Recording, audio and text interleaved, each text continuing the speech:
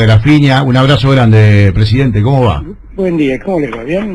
Por supuesto, saludamos en la mañana de las 7:50 al presidente de la República, Alberto Fernández. Alberto, un abrazo grande. Eduardo Caimi saluda, aquí con Romina Calderaro, con Luis Brustein, con Analía Grafiña. Un abrazo grande, presidente, ¿cómo va? Buen día, ¿cómo les va? ¿Bien? Gracias por atendernos. Bien. Por favor. Me imagino que debe ser un motivo de mucho orgullo que el Fondo Monetario, a través de su jefa, señale que la deuda externa argentina es insostenible, porque es algo de lo que ha venido batallando este gobierno, incesantemente su gobierno, en estos 2 meses. Yo diría que es un paso, no, tampoco debemos ser exitistas, es un paso muy importante. En lo personal, obviamente, tengo la tranquilidad de que me dieran la razón. Esto para mí no es poco, ¿no? Hay momentos. Ayer recordaba en un acto donde estuvimos un compañero muy querido que ya no está, llamado Carlos Lorges. Sí, claro. Y nosotros militábamos en una situación de mucha orfandad, ¿no? No teníamos ni unidades básicas. Y ahí andábamos recorriendo el país tratando de llamar la atención sobre lo que pasaba. Y en un momento él me dijo: la verdad que no tenemos nada, no tenemos estructura, no tenemos medios, no tenemos unidades básicas, pero no te preocupes, tenemos la razón.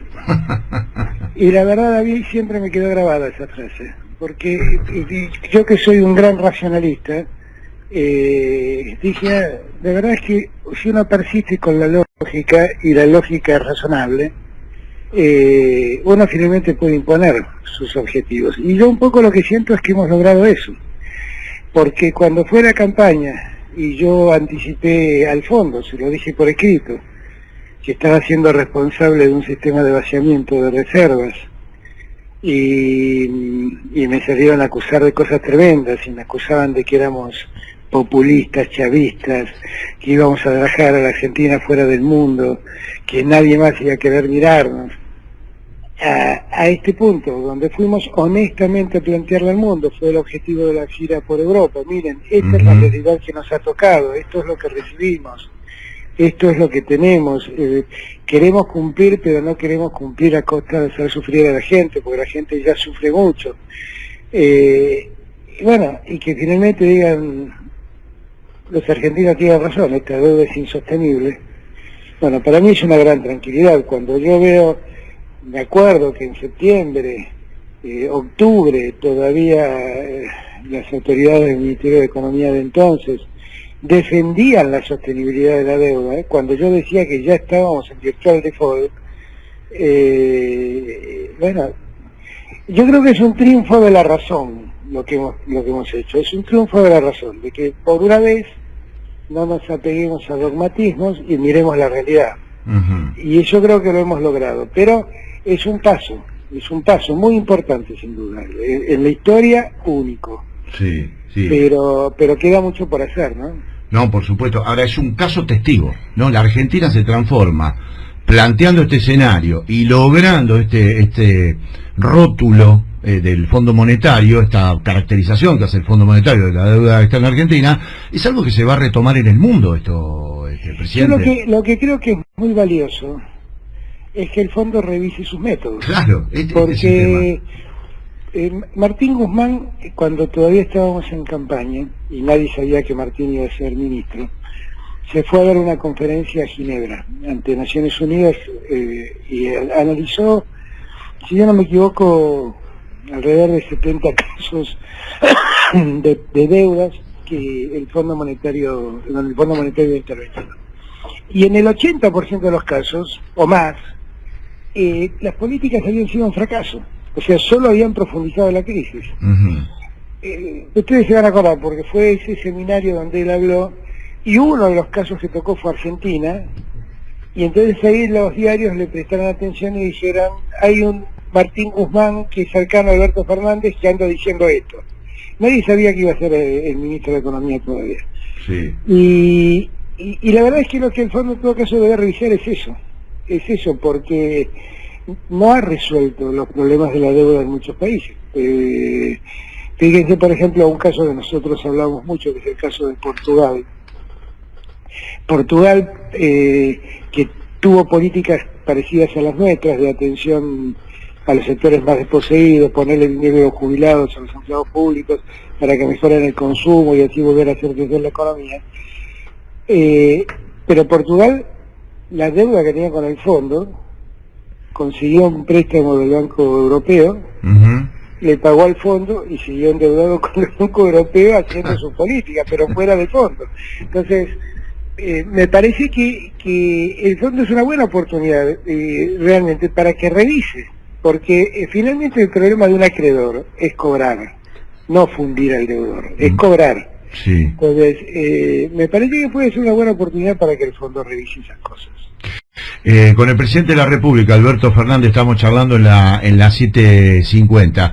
Bueno, ahora se viene la negociación con la sugerencia del fondo conocida, con unos chicos bravos que son los bonistas, ¿no? Son muchachos bravos. ¿Cómo venimos en este sentido, presidente? Venimos. Y ahí hay que ser la misma prudencia que tuvimos. Silenciosamente fuimos trabajando con el fondo, hablándoles muy honestamente sobre lo que nos pasa, contándoles cuáles son nuestras limitaciones, mostrándoles cuáles serían los efectos sobre la economía si hacíamos cosas que ellos inicialmente planteaban, demostrándoles cuál fue el resultado del dinero que pusieron en Argentina en los tiempos de Macri. Bueno, del mismo modo, silenciosamente y con mucho cuidado, tendremos que trabajar con los acreedores que son otra cosa. Nosotros lo que hemos logrado es que un auditor externo diga lo que dice esta gente es verdad. Eso es lo que hemos logrado. Ahora tenemos que ir a discutir con los acreedores privados, sabiendo ellos que hay un auditor que dice, miren que lo que plantea esta gente es verdad, no se puede pretender cobrar como pretendían. Pero vamos despacio, eso es un juego difícil, como suelo decir yo, hay jugadores de póker, no es un tema simple, vamos de a poco. Yo creo que hemos dado un paso muy importante, único en la historia, que debemos estar contentos solamente porque logramos imponer nuestra razón, pero que todo está por hacerse, todo está por hacerse. En ese juego de póker, ¿el presidente Alberto Fernández tiene buenas cartas? Bueno, la Argentina le han tocado pocas cartas, pero digamos que estamos para pelear, pero yo estoy confiado de que vamos a salir adelante, de que con el esfuerzo de todos también vamos a salir adelante, y poco a poco vamos a ir ordenando la economía, ¿no? Ya por lo pronto, en la economía, en los temas macroeconómicos, no se ven los sobresaltos que se veían sobre el final de la gestión de Macri, donde todas las mañanas nos levantábamos y el dólar se disparaba a cualquier lado, y nadie sabía qué iba a pasar con la deuda, y andaban queriendo mandar una ley al Congreso de reperfilamiento, y ellos no tenían ni idea cómo hacer el reperfilamiento. Todas esas dudas macroeconómicas fueron desapareciendo. Y yo creo que eso es un avance, y hemos logrado ponerle un poquito el freno a la inflación. No hemos ganado ninguna batalla a la inflación, solo hemos logrado poner un poquito el freno, desacelerarla. Pero son todas cosas que, bueno, que finalmente van repercutiendo en favor de la gente, porque mientras esto pasa también hemos ido, en la medida que fuimos pudiendo, recomponiendo los ingresos de los que menos tienen, y dándole inclusive a los que estaban en situación más límite, soluciones como la tarjeta alimentar, que ayer hablaba con Perotti, el gobernador de Santa Fe, y me contaba que era ha sido un alivio tan grande y ha movilizado tanto el consumo de alimentos en Argentina y en su provincia puntualmente, que es una pauta de que eso está funcionando. Vemos que, por ejemplo, consumos que se habían retraído mucho vuelven a recuperarse, como por ejemplo el consumo de la leche. Eso es algo que debe alegrarnos. Cuando miramos en la tarjeta alimentar, como es una tarjeta de crédito, uno puede saber lo que consume la gente. La mayor cantidad de consumo es en lácteos, y esto lo que nos muestra es que la gente que cayó en la pobreza tuvo que prescindir de la leche. Nos damos cuenta de lo que estamos hablando, ¿no? Tremendo, tremendo. Esas cosas de los que los diarios no hablan, para mí son enormes satisfacciones, enormes alegrías. Y bueno, poco a poco vamos a ir saliendo de este berenjenal en el que nos metieron. Presidente, acá Romina Calderaro, buen día. Hola Romina, ¿cómo estás? Muy bien. Leo tapa de Clarín. En el gobierno avisan que entre mayo y junio habrá aumento de tarifas. A mí me pareció que este anuncio del jefe de gabinete generó un poco por ahí de incertidumbre entre la gente que todavía no llega a fin de mes, se está acomodando, estaba tranquilizada por el congelamiento. ¿Cómo es? ¿Nos puede dar precisiones? Son esos típicos reportajes, porque cuando vi la nota dije, ¿cómo es esto? Son esos típicos reportajes donde hablan 15 minutos de algo y en el último minuto le preguntan a uno, ¿y qué va a pasar? ¿Las tarifas están congeladas? No, las tarifas no están congeladas. Se congelaron 6 meses, vamos a ver qué hacemos después. Y a partir de allí se construyó toda la teoría del aumento de tarifas. Miren, yo quiero llevarle tranquilidad a los argentinos. Ustedes me escucharon todo este tiempo hablar. Sí. Yo no dije que la economía argentina estaba resuelta. Dije que todo sigue siendo precario en la economía argentina. Y las tarifas son un tema que hay que revisar. Revisar quiere decir, vamos a ver cómo se hizo y vamos a ver qué vamos a hacer. Pero el vamos a ver cómo se hizo es central para poder saber qué vamos a hacer.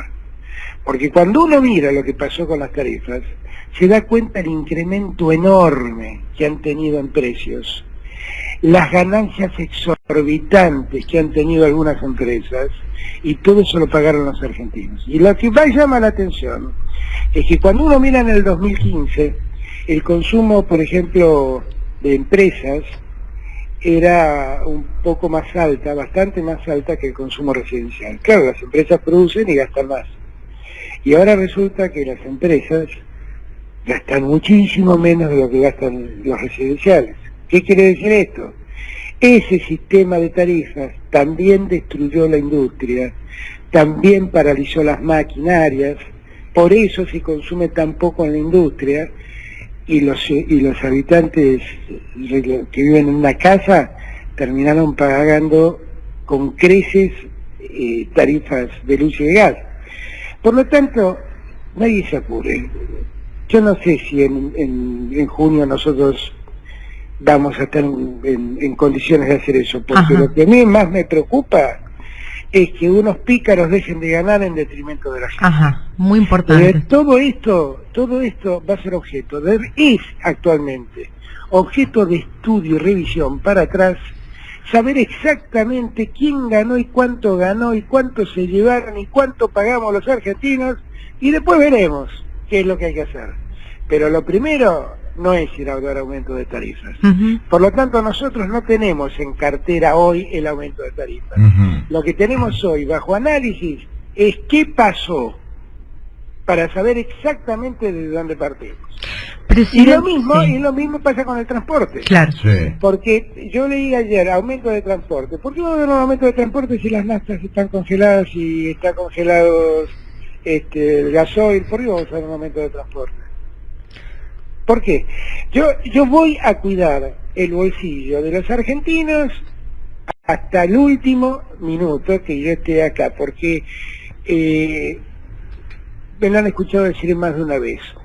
Ese es el compromiso que yo tomé con la gente. Y yo lo voy a cumplir, porque no hay conducta menos ética en política que mentirle al votante.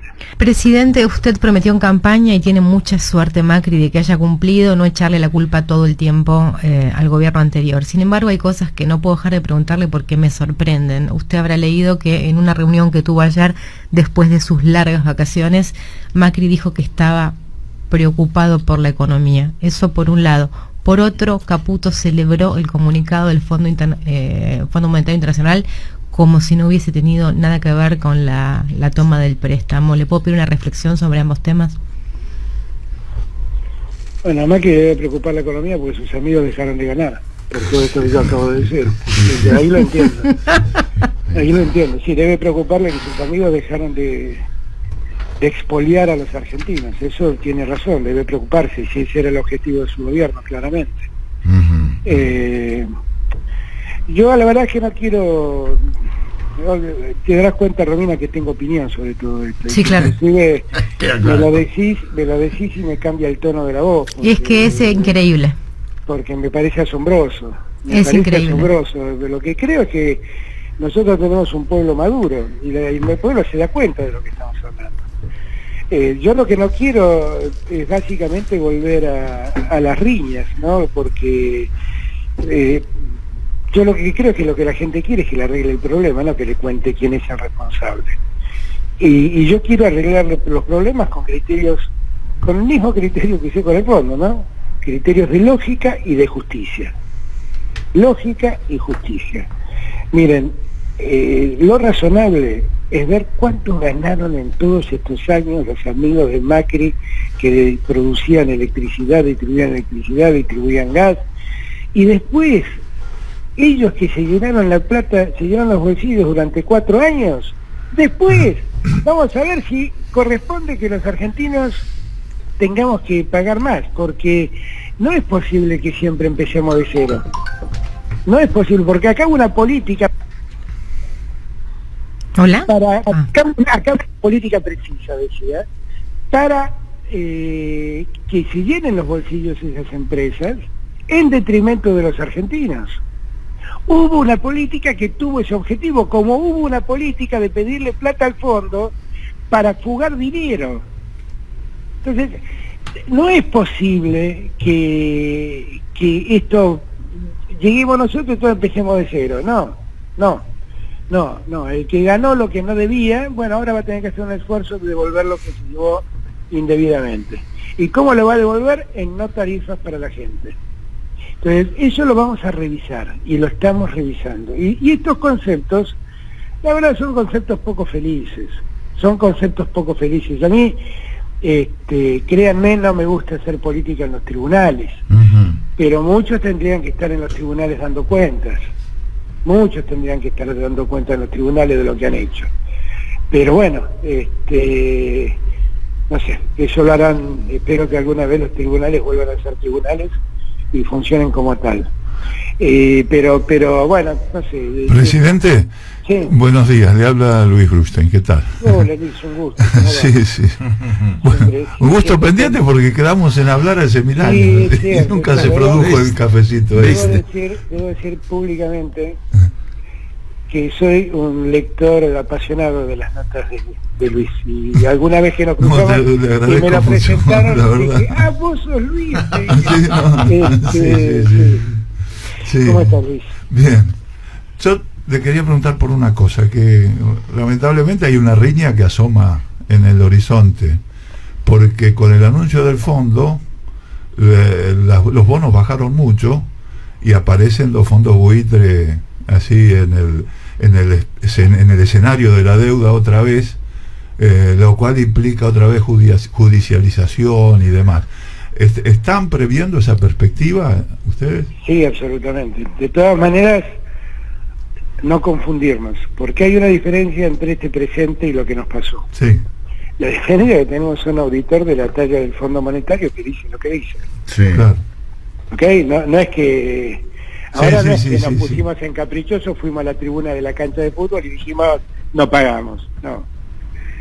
Ahora no somos nosotros. Y en esa expresión del fondo, claro, hay un llamado al sistema financiero mundial, claro, que ha participado de esto. Yo en eso no estoy temiendo, porque me parece que las condiciones son muy otras. Me pregunto qué le pasaría a un bonista si con lo que ha dictaminado, porque entendamos bien, fue un comunicado de prensa que cuenta lo que se resolvió en el directorio del fondo. Claro. O sea, no fue un comunicado de prensa. Claro. Entonces, yo me pregunto qué pasaría si se va ante el juez Griesa, que ya no vive, pero si se fuera ante el juez Griesa y se le dijera lo que se le dijo en su momento, dijeron los fondos buitres en su momento. Creo que el juez Griesa diría, bueno, ojo, que el fondo está diciendo lo mismo que dicen los deudores. Entonces ya no es lo mismo. Ese análisis, que entiendo es un análisis posible. Me parece que tiene que ver con lo que nos pasó, pero no nos damos cuenta que lo que nos está pasando es muy distinto a lo que nos pasó.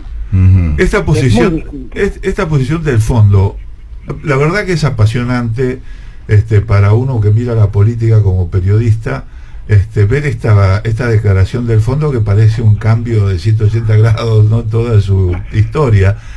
¿Y cómo se fue dando esa conversación? Porque la verdad, supongo que son reuniones de ustedes con los directivos del fondo, de Guzmán, debe haber sido, bueno, hubo cambios también en las autoridades del fondo en ese interín, ¿no? Yo creo que en mi primer charla con la directora ejecutiva, con Cristalina Georgieva, sí, yo fui absolutamente franco y la recuerdo perfectamente bien.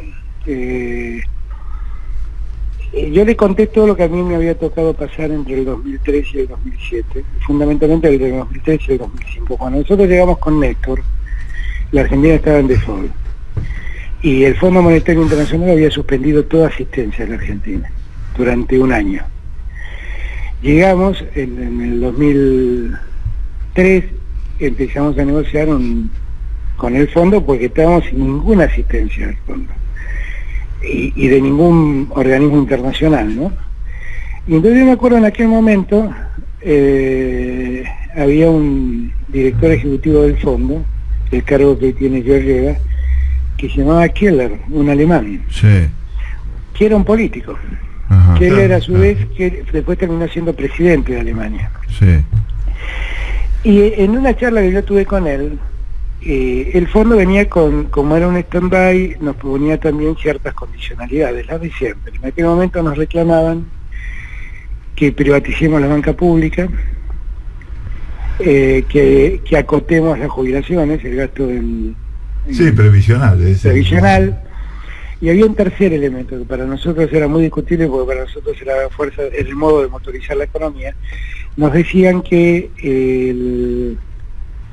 tomemos como gasto la inversión en obra pública. Eso cambiaba todo, porque si yo lo tomaba como gasto, claro, el déficit fiscal se me iba a cualquier lado. Claro. Entonces, hablé con Keller, me acuerdo, una larga charla en mi despacho de jefe de gabinete, y le dije, yo quiero serle franco, yo sé cómo es la Argentina, yo sé cómo funciona la Argentina. La Argentina es un país que consume, esto me lo escucharon 1000 veces, el 70% de lo que produce. Por lo tanto, el mercado interno es muy importante y hay que revivir el mercado interno. Si yo hago lo que ustedes me dicen, créanme, la Argentina va a ser más deudora y ustedes no van a cobrar nunca. Yo le pido que esta vez nos den la derecha y yo le garantizo que ustedes van a cobrar y este problema va a desaparecer. Claro. Keller creo que me creyó, simplemente me creyó. Tuvimos además una charla después con Néstor que fue más o menos en el mismo sentido y creo que el tipo terminó creyéndonos. Es la historia de ellos también, ¿no? Claro, claro, y como la historia y como me parece que era todo razonable lo que decíamos, porque nosotros no decíamos no queremos pagarle, decíamos déjame crecer para poder pagarte, porque así no te puedo pagar. Es exactamente el mismo planteo del presente, ¿no? Sí. Y entonces, bueno, Keller nos escuchó, dijo, bueno, nos dio la mano, y 2 años después le pagamos toda la deuda al fondo. No es que cumplimos con el stand-by, con los intereses, le pagamos el 100% de la deuda. Todo, claro. Toda esta historia yo se la conté a Georgieva, a Cristalina. Ajá. Y me parece que ella también lo escuchó. Me parece que ella también lo escuchó. Bien. Y me parece que después Martín hizo un trabajo con los equipos técnicos formidable y con ella misma. Y después también hicimos lo que políticamente debíamos hacer, que era pedirle ayuda a Israel, a Italia, a España, a Francia, a Alemania, explicarle todo esto que les estoy explicando yo a ustedes. Y al Papa. Y al Papa, que el Papa, la verdad, el aporte y el apoyo del Vaticano fue inconmensurable. Y todo eso, sumado a la charla con Trump, dio esto. Y la verdad que esto, el mundo debe celebrarlo porque es una revisión que hacía falta. Sí, sí. Porque uno de los grandes problemas que sufre el capitalismo moderno es la desigualdad. Y la desigualdad se produce por estas cosas, por las deudas exorbitantes de los pueblos, Totalmente. que después no se pueden pagar, y viene todo el aniquilamiento financiero de esos pueblos. Entonces, revisar esto es mejor para el mundo, no es solamente para Argentina. Es mejor para el mundo. Sí, sí.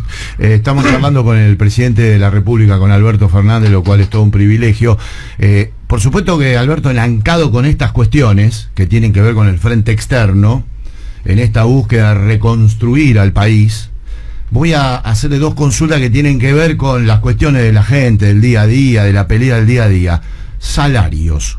¿Cuál es la posición del gobierno? Cláusula gatillo que está implementado en algunos convenios, sumas fijas. ¿Hacia dónde vamos, Alberto, en esta coyuntura donde a la gente el salario, la inflación le comió el 50%? Nosotros, lo dije en campaña, tenemos que ir recomponiendo el salario real. Esto no tengan ninguna duda que lo sé. Tenemos que hacerlo dentro de la fragilidad que tiene la economía. Pero ese es uno de los objetivos prioritarios. Como objetivo prioritario era mejorar las jubilaciones de los que estaban más postergados, mejorar la asistencia de la UH, también hay que mejorar el salario de la gente. Y eso tenemos que ir haciéndolo con mucha prudencia. Y es allí también donde le pido a todos un poquito de paciencia. Yo sé que han tenido una paciencia inconmensurable en estos últimos 4 años, pero me parece que ahora sí hay mucha razón para tener paciencia. Paciencia y solidaridad, ¿no? Pensaba porque claro. El comunicado de la Asociación de Magistrados diciendo que es inconstitucional el decreto para, de alguna manera, que hagan un gesto y no ganen lo que ganan el 82%. Miren, es un montón. El otro día un juez que se quejaba de la tangibilidad de su sueldo y decía, la Constitución dice que no me pueden tocar el sueldo. Miren, yo soy hijo de un juez. Sí. Así que esto que escucho decir lo escucho desde que nací. No, claro. No, para mí no es nuevo. En la famosa discusión... A ver. Hola. ¿Me escuchan? Sí, la famosa discusión. La famosa discusión de la Constitución sobre la intangibilidad de los sueldos. Efectivamente, la Constitución dice que el Estado debe garantizarle la intangibilidad de los ingresos a los jueces. ¿Con qué sentido lo dice? Porque hubo un momento de nuestra historia en que el Poder Ejecutivo le decía a los jueces lo que iban a pagar, lo que iban a cobrar. Entonces, si uno quería presionar a un juez, le podía bajar el sueldo. O le podía caer con una cantidad de impuestos exorbitantes que haga que su sueldo virtualmente no exista como tal. Y entonces lo que quiso la Constitución es que el dinero no sea un elemento de presión sobre los jueces. ¿Se entendió? Sí. Bueno, ahora, la realidad es que hoy los jueces se fijan su propio sueldo. Primer punto. Sí. Y se fijaron sueldos interesantes. El otro día un juez que se quejaba y decía mi sueldo es intangible y mi jubilación también, eso no lo entiendo porque la verdad eso, la intangibilidad tiene que ver con los jueces que imparten justicia. Si uno se jubiló dejó de impartirla. Me van a decir, bueno, pero el Estado judicial, que es una cosa insólita, se mantiene, pareciera ser que son como los militares retirados, que son jueces que los puede volver a llamar para que sigan siéndolo. Pero la realidad es que el juez decía, yo tengo todo el derecho, estoy cobrando, porque yo aporto 90.000 pesos mensuales a la caja de jubilaciones. Si dice eso, quiere decir que está ganando alrededor de 700.000 pesos. Y lo que me está diciendo es que quiere jubilarse con ese ingreso y punto. Y yo le digo, miren, lo único que estamos planteando de los jueces es que sigan la lógica de todo el mundo. Cuando una persona se jubila, se computan los últimos 10 años de ingresos, se hace un promedio y se le paga el 82% móvil de ese promedio. Los jueces no quieren esto, quieren jubilarse con el cargo en el que estaban. Sí. Los jueces no cuentan que además el 82% móvil que ellos cobran, hoy en día lo cobran sobre el bruto, con lo cual en verdad cobran el 92% móvil del sueldo neto. Y yo no tengo ningún problema con los jueces, lo único que quiero es poner un poco de igualdad en el sistema, no es que me la agarré con los jueces. No tengo un problema con los jueces, además muchos de ellos son mis amigos los jueces además son mucho más los jueces honestos y dignos que los otros, pero la verdad es que estamos discutiendo poner igualdad en un sistema que no es igualitario, donde los jueces tienen estos privilegios. Sí. Y tenemos que hablarle claramente a la gente, no estamos planteándole, no estamos planteando una guerra santa contra los jueces. Y no me parece feliz que los jueces me amenacen diciendo, como los otros resolvemos la constitucionalidad, ya le aviso que si me tocan las jubilaciones yo la voy a declarar inconstitucional. Porque esto es maravilloso. Es resolver sobre sí mismos. Sí, sí. Con el presidente de la República estamos charlando, sí, con menos. Alberto Fernández. Alberto, a ver, hubo aumentos para los jubilados de la mínima, están los bonos de diciembre y de enero. Hubo aumentos para todos los jubilados. Para las todos, mínimas claro, subieron más. Correcto. Ahora, también hay mucha bronca que se desparramó respecto a los que ganan más de la mínima, los que ganan 20 lucas, Sí, 20 mil toda la pesos. razón, A ver, toda la razón, ¿hacia dónde vamos, al presidente? No, todo es que nadie que gane 23.000 pesos es un potentado en la Argentina. Sí. Por lo tanto hay que corregir eso. Lo que necesitamos es tiempo, porque lo que no tenemos son recursos. Entonces, yo tengo en claro eso. Yo por eso digo, yo tengo la impresión que lo primero que tenemos que resolver son las urgencias. Y lo urgente es el que gana 16.000 pesos. Uh-huh. Ese es el urgente. Por eso, miren, para esa gente lo que hemos hecho es mucho. Ustedes dirán, bueno, pero 1.500 pesos en 16.000 es el 10%. Sí, sí, sí. ¿No? Si además uno le suma que hemos vuelto al sistema de medicamentos gratis, miren, en una jubilación médica hoy en día los medicamentos se están consumiendo el 30% del ingreso. Los saberes, claro. Con lo cual ahí hay 5.000 pesos que le quedan en el bolsillo del jubilado que antes usaba para pagar medicamentos. Sí. ¿Se entiende? Entonces, Sí. ha habido una mejora para los jubilados, y eso es para todos, porque no es solamente para la mínima, es para todos lo de los medicamentos. Sí. Y eso es un salario indirecto que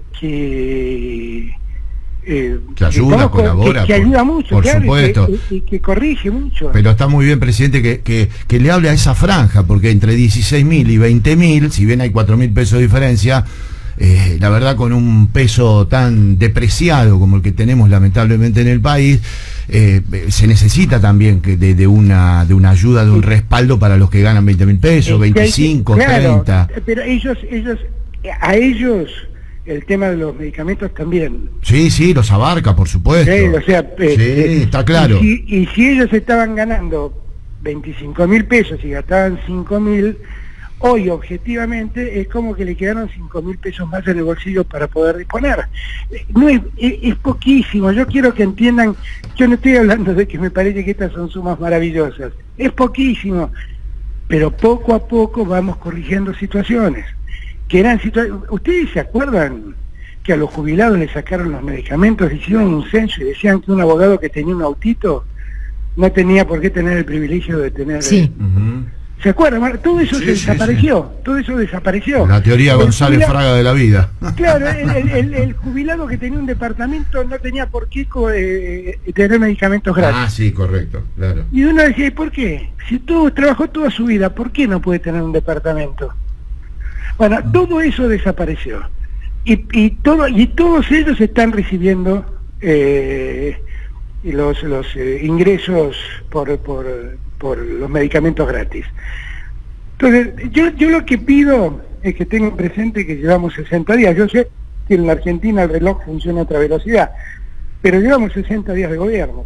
No llevamos 60 años, 60 días. Sí, hicieron muchas cosas en 60 días. Bueno, y hemos empezado a arreglar el mayor problema y el mayor condicionante que tenemos, que es el tema de la deuda.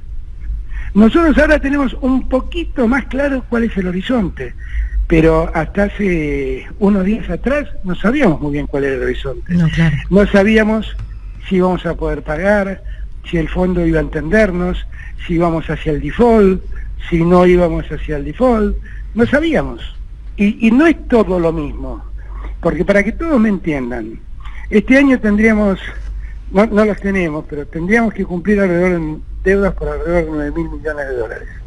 Si nosotros tuviéramos que cumplir esas deudas, primero no la tenemos, caeríamos en default. Ahora, si nosotros logramos un acuerdo, podemos disponer de esos 9.000 millones de dólares de otro modo, para realizar políticas activas, para poner eso en créditos para las pymes, para el campo, para favorecer el crecimiento, el desarrollo, para que se cree trabajo. Ahora, si tengo que pagar eso en intereses, y bueno, estoy en un problemón. Por eso digo que recién ahora se empieza a ordenar el escenario. Sí. Es una segunda etapa esta, sin duda. Por supuesto. Empieza a aclararse, y era necesario aclarar el escenario para saber qué hacíamos. Nos decían no hay plan, no era no teníamos plan, teníamos 2 planes. Sí. Lo que no tenemos, y lo que no hemos hecho público nunca, es cuál es nuestra propuesta de pago a los bonistas, de pago de la deuda. Y ellos confunden, no me cuentan cómo van a pagar con no existe, no claro, tiene plan, claro. Con no tiene plan. No, plan, el fondo dice, la Argentina presentó un plan sustentable, dice el fondo. Sí.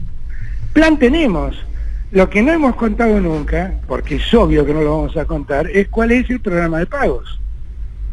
Tengo que hacerle una pregunta vinculada al decreto en el que usted derogó, le sacó de la órbita del Poder Judicial el sistema de protección de testigos para pasarlo al Ejecutivo. Fue escandaloso, ayer habló Mena, van a revisar, digamos, lo que se hizo, ya sabemos lo que pasó, no hace falta abundar en eso, pero ocurre que Van der Broele estuvo hablando y yo no sé si no se enterró más todavía, no puedo entender la lógica y ahora quiere salirse de ese régimen. Toda esta cuestión, ¿qué reflexión le merece?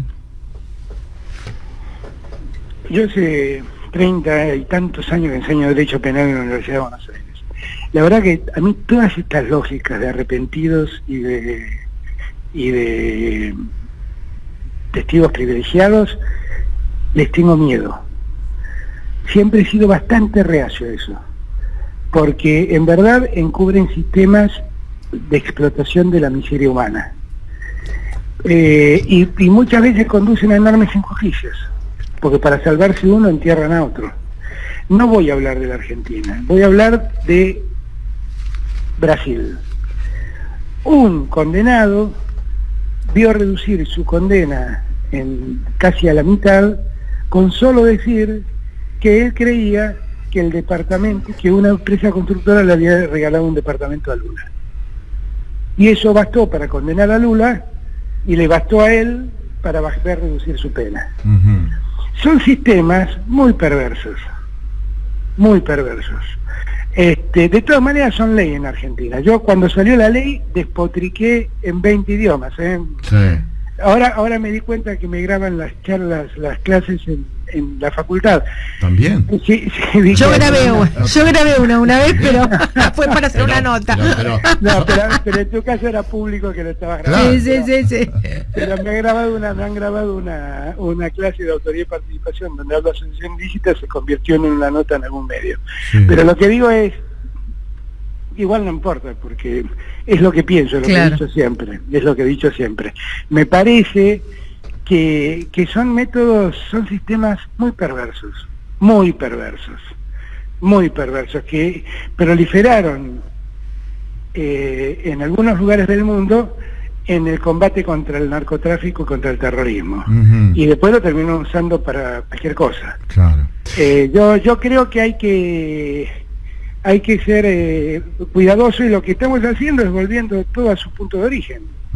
Porque en verdad lo que hizo, creo, Macri, como eso funcionó como funcionó, temo yo, por lo que se dice, por lo que se escucha, por lo que se ve, lo que hizo es, escondamos este tema en la justicia para que no vean lo que hicimos. Sí. Y lo único que hacemos no es tanto para revisar lo que hicieron, que habrá que revisarlo también, sino para que en adelante funcione bien, volver todo a la órbita donde siempre debió estar, que es dentro del Ministerio de Justicia. Claro. Con el presidente estamos charlando, lo cual la verdad le agradecemos tanto.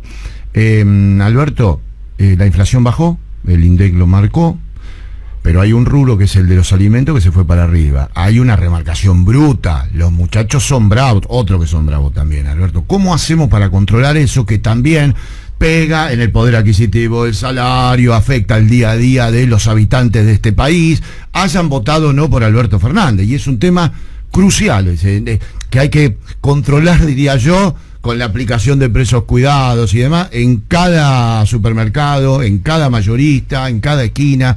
¿Cómo el gobierno puede controlar esto? Las remarcaciones brutas que hay, que sigue habiendo, y que llevan a que los alimentos hayan subido en este último mes 4.7%, doblando la inflación general. Hay dos lecturas. En este punto hay dos lecturas. Miren, cuando Macri estaba en campaña, decidió sacarle el IVA a todos los alimentos de la canasta básica. Sí. Pero claro, lo hizo al estilo Macri. Dijo, bueno, saco el IVA, se armó un gran revuelo con las provincias, y entonces dijo, bueno, está bien, saco el IVA hasta el 31 de diciembre, hasta que yo me voy. Después que se la arreglen. Si no hubiera sido por nuestra acción, los alimentos hubieran subido el 21%, que es ponerle el IVA a los alimentos que Macri había eliminado. ¿Me va siguiendo? Sí, claro. Si uno tiene en cuenta eso y mira que solo creció el 5%, la verdad es casi un éxito rutilante, porque teniendo que volver a poner el IVA, porque el IVA volvió el 1 de enero sobre los alimentos, esto lo único que está demostrando es que los productores y los que vendan los puntos de venta en gran medida absorbieron ese costo del 21%. Sí. Y solo trasladaron el 5%. Sí. En ese 5 además hay un elemento que sí nosotros le estamos prestando mucha atención porque ha tenido un crecimiento desmedido, que es la carne. Porque la carne en enero hubo momentos que había crecido cerca del 10%. Y eso influye mucho en el precio de los alimentos. Vital. De cualquier manera, nosotros tenemos que seguir peleando día a día con el tema de precios. Día a día. Y esa pelea, yo le pido a todos los argentinos, no es de un gobierno, es de todos nosotros. Nosotros con el sistema de precios cuidados hemos logrado corregir bastante el tema. El sistema de precios cuidados lamentablemente no llega a todos lados, llega básicamente a los supermercados. Sí. Pero sería muy bueno que todos nos vayan contando, porque hay una aplicación que pueden bajar en su celular. Sí, he venido a este supermercado y aquí no se... Claro, y pueden ir informando si no se respetan los precios cuidados y demás. Bueno. ¿Está ahí, Alberto? Ahí. Una interrupción en la comunicación. Hola. Ahí está, para la última presidente. pregunta que me tiene muy intrigada de Eduardo. No sé en qué momento nos perdimos. No, pero... lo de la aplicación, precios cuidados, que todos los argentinos se involucren. Ahí yo necesito que todos los argentinos se involucren. Yo le pido inclusive a todos, que cuando vean que en algún lugar se está incumpliendo, tienen que bajarse esa aplicación, tienen que hacer un clic en la pantalla y con eso basta para que nosotros podamos actuar. Hemos tenido, aclaro, más de 200.000 denuncias en la aplicación. Y reaccionamos y lo resolvimos. La pelea contra la inflación es una pelea de todos los argentinos. Y yo necesito que me ayuden porque no lo puedo resolver yo solo. Yo puedo resolverlo con algunos elementos macroeconómicos, pero la verdad es que hay una cultura, una triste cultura, y soy generoso en llamarlo cultura, de correr con los precios, que muchas veces eso va en detrimento de la gente. Sí. Siempre va en detrimento de la gente. Siempre. Pero yo creo que nosotros hemos logrado una desaceleración muy grande en los precios. Tengan en cuenta que en enero debió haberse aplicado el 21% de IVA, con lo cual el crecimiento del 5% es un crecimiento moderado. Sería mejor que crezca menos el precio, obviamente. Y tengan presente que yo le pido a los que nos están escuchando, ayúdennos en esta pelea. que no es una pelea de un presidente, es una pelea de todos, porque hay que terminar con la cultura de los vivos, que por las dudas aumentan los precios. Totalmente. Alberto, a propósito de disputas y demás, quedan 9 puntos por jugar. El bicho La Paternal está a 7 de River. Bien, esta noche juega con Patronato. Yo aquí quiero denunciar un complot claro. ¿Cómo? A ver. Sí, quiero denunciarlo. Miren, veníamos primeros. Sí. Me fui 2 semanas y me mandaron al 4º lugar. En 2 semanas me bajaron el equipo al 4º lugar. ¿Quién lo hizo? No lo sé. Lo cierto es que volví y le ganamos a Atlético de Tucumán. Sí, exacto. Con lo cual espero que nunca más me hagan esto, porque me descuido un minuto recorriendo Europa y me bajan a Argentina después de 3 lugares. ¿Hoy hay picadito en Olivos? No, hoy creo no. que no, porque como es fin de semana larga creo que no queda nadie. Perfecto. ¿Cómo viene la pica con Guzmán? No, viene bien. Ya Guzmán está a punto de colgar los botines. No ha logrado hacerme un gol. Pero perdón, ¿eso es una decisión presidencial o hay un condicionamiento? Yo quiero decir que Guzmán pudo haber sido un extraordinario jugador de fútbol en cualquier equipo de fútbol. Es un extraordinario jugador de fútbol. Que cuando llegó... ¿Es un 10 o un 5? Claro, pero es un 10. Un 10, mirá. O puede ser un 8 adelantado, un volante adelantado. Es un gran jugador. Goleador. Impresionante jugador de fútbol. Que cuando llegó, nosotros hacemos Casa Rosada contra Ministerios, ¿no? Sí. De equipo. Ministerio lo trajo Guzmán. A uno dice... El ministro de Economía, ¿cómo va a jugar bien el ministro de Economía? ¿No? El ministro de Economía se la pasó toda su vida estudiando. No puede jugar bien, ¿no? Este es el cálculo que hace un hincha de fútbol de tablón. Sí. El primer partido nos pintó la cara. Me hizo un gol de afuera del área que la vi entrar al ángulo, que nunca vi un gol igual. Dije, no, ¿qué pasó con este pibe? Dije yo, ¿cómo puede ser que haya ocurrido esto? Qué bárbaro. A partir del siguiente ya nos ocupamos de marcarlo un poco más, le prestamos más atención y todo se le hizo más difícil. Marca personal para Guzmán. Claro. Alberto, gracias por esta gentileza, la verdad. No, gracias a usted. Gracias por la gentileza de darnos este rato en donde fueron asomando tantas respuestas desde lo macroestructural para la gente en el día a día y con tantas cosas en las que hay que seguir avanzando. Un abrazo enorme, gracias presidente por esta gentileza con la 750. Al contrario, gracias a ustedes y les mando un abrazo muy grande a todos. Un abrazo. Un gran saludo.